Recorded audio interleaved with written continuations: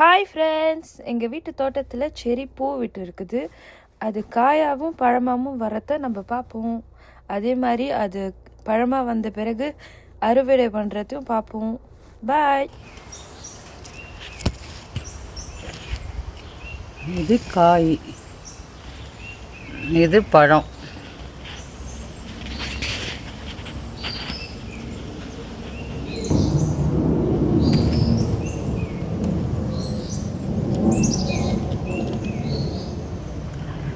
இது வந்து செங்காய். இந்த ஸ்டேஜ்லேயே குருவிங்க சாப்பிட்டுடும். எங்களுக்கு கிடைக்காது, தித்திப்பாக இருக்கும்.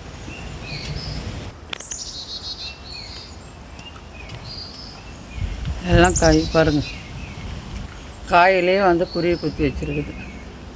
காயிலே வந்து அவ்வளோ தித்திப்பாக இருக்கும். மரம் ஃபுல்லாக இருக்குது. இதை பழுத்து எடுக்கிறதுக்காட்டி எங்கள் கைக்கு வராது.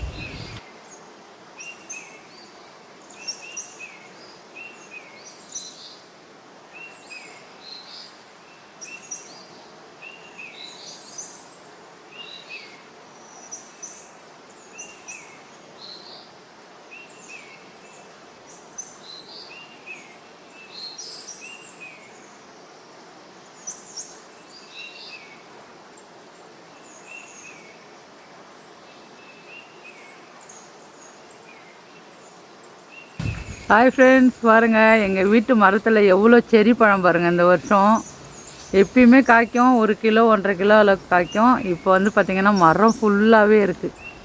கொத்து கொத்தாக இருக்குது பாருங்கள். செரி பழம் அவ்வளோ டேஸ்ட்டாகவும் இருக்குது, சுவையாகவும் இருக்குது. இங்கே பாருங்கள், நாங்கள் எல்லோரும் பிச்சுக்கிட்டு இருக்கோம், எங்களால் முடியல. குருவிங்களுக்கும் கொஞ்சம் விட்டாச்சு, நிறையா குருவிங்களும் சாப்பிட்டுட்டு இருக்குதுங்க. குருவிங்களுக்கெல்லாம் பார்த்திங்கன்னா செலெக்ஷன் பண்ணி சாப்பிட்டுக்கிறாங்க, கொத்தி கொத்தி சாப்பிட்டுக்கிறாங்க. நல்லா ரெட் கலரில் இருக்குது. எங்களால் முடிஞ்ச அளவுக்கு கையேற்ற தூரத்துக்கு நாங்கள் பறிக்கிறோம். எந்த வருஷமும் இல்லாமல் இந்த வருஷம் ரொம்ப அதிகமாக காய்ச்சிருக்கு.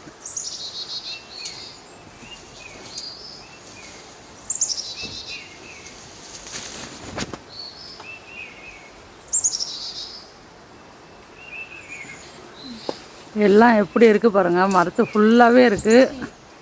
இதெல்லாம் ஒரு சந்தோஷம். முடிஞ்சால் நீங்களும் இதே மாதிரியே குட்டி இடமா இருந்தாலும் உங்களால் முடிஞ்ச இடத்துக்கு மரம் வச்சு இந்த மாதிரி காய் பழம் கொடுத்ததுன்னா ரொம்ப சந்தோஷப்படுங்க.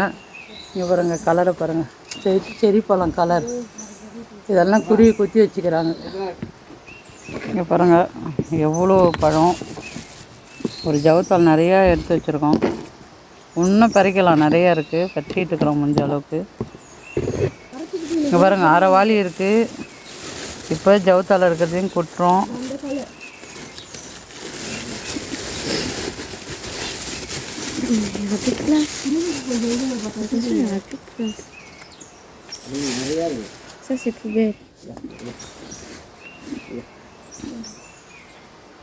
பாருங்கள் அவ்வளோ அழகாக இருக்குது பழம், செடி பழம். எவ்வளோ ரெட் கலரில் இருக்குது பாருங்கள், ரெட் கலரில் இருக்குது, செம்மையாக இருக்குது. டேஸ்ட்டும் அந்த மாதிரி இருக்குது பாருங்கள். வாளி ஃபுல்லாக 5 கிலோ வாளி, அது ஃபுல்லாக ரொப்பி வச்சுருக்கு. ஏற்கனவே 4 பை பிச்சாச்சு. எங்கள் வீட்டு கொத்து கொத்தாக காய்ச்ச பழம்.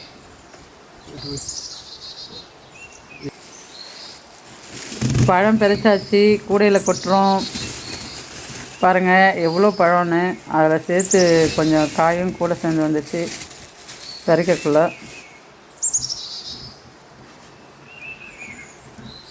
இன்னொரு வாளி அப்படியே நிறையா இருக்குது, அதையும் கொட்டுறோம். இன்னொரு கூடையிலையும் கொட்டுறோம். இதுதான் வாளி. வாளியிலேருந்து இப்போ கொட்டுறோம்.